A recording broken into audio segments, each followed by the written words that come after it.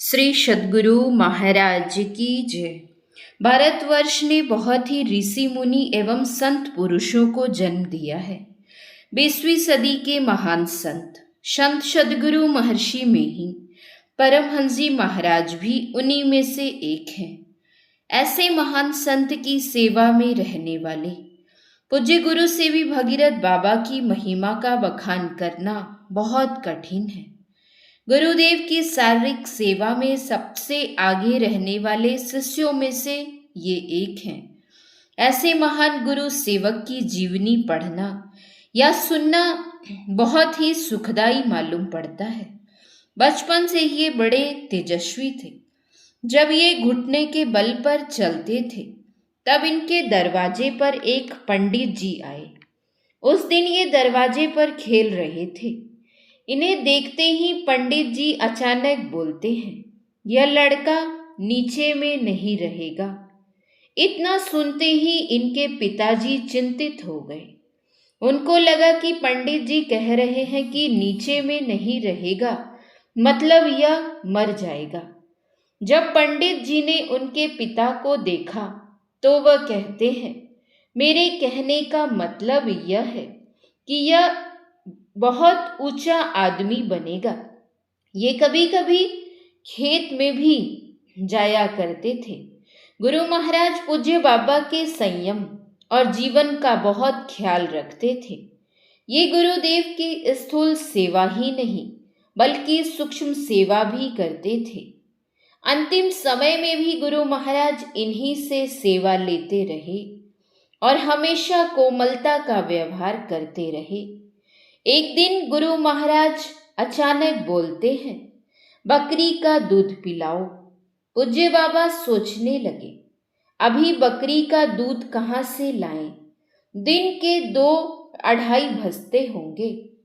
इनको अचानक याद आया कि हथिया नाला के पास बकरियां चरती होंगी।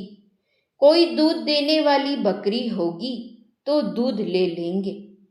पूज्य बाबा एक सत्संगी को गुरु महाराज के पास बिठा दिए और खुद चले गए दूध लेने के लिए। उसी समय एक बकरी अपने बच्चे के साथ चर रही थी।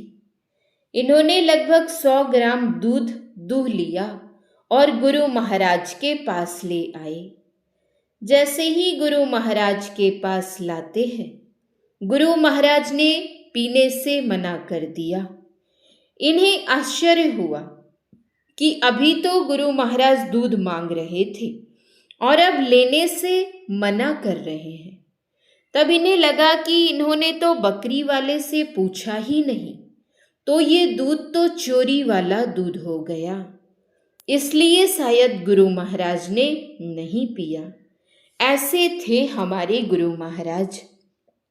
जब गुरु महाराज ने शरीर छोड़ दिया तो पूज्य बाबा का किसी भी चीज में मन नहीं लगता था।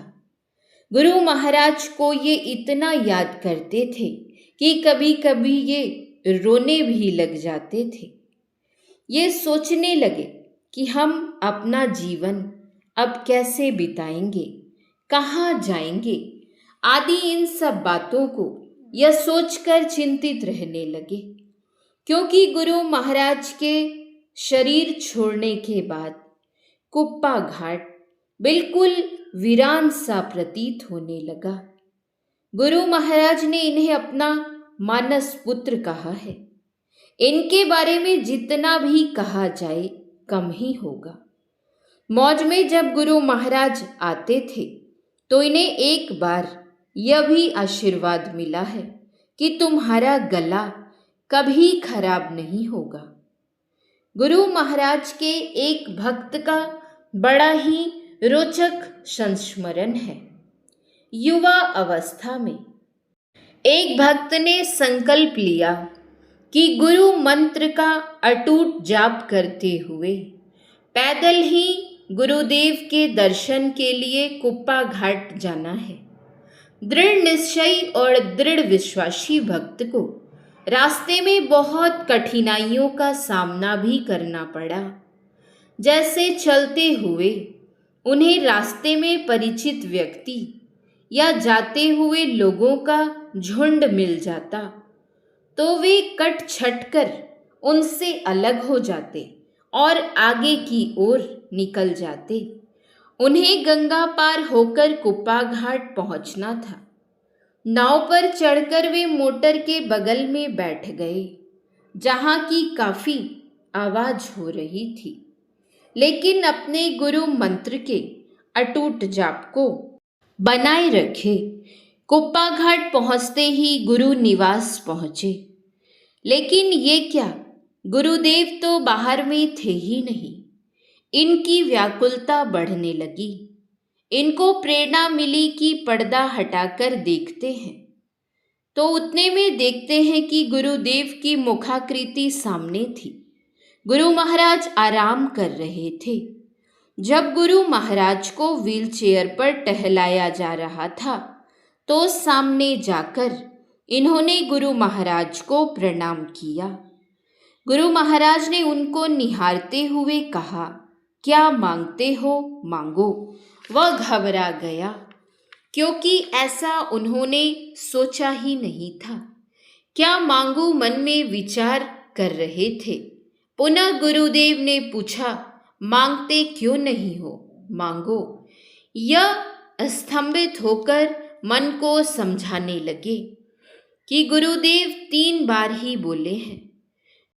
गुरुदेव ने तीसरी बार पूछा, मांगो। अनायास ही इनके मुंह से निकल पड़ा, हुजूर भक्ति। गुरु महाराज ने पूज्य भगीरथ बाबा को आदेश दिया, भगीरथ भक्ति मांगता है, इसको जूते से पीटो। गुरु सेवी बाबा लाचार हो गए, क्योंकि गुरुदेव का आदेश था जूते से पीटने का। पूज्य बाबा उक्त दर्शनार्थी की पीठ पर 3-4 बार जूते से प्रहार कर दिए। तब गुरुदेव बोले, अब छोड़ दो। वह दर्शनार्थी भक्त जूते की मार को आशीर्वाद समझकर बेहद ही खुश हो गया और अपना अहोभाग्य समझने लगा। उस भक्त का नाम था श्री रामावतार दास, जो मधेपुरा जिला अंतर्गत आलमनगर अवस्थित गंगापुर के निवासी थे। वर्तमान में वे गंगापुर संतमत सत्संग मंदिर में स्वामी रामावतार बाबा के रूप में निवास करते हुए संतमत सत्संग का प्रचार कर रहे हैं।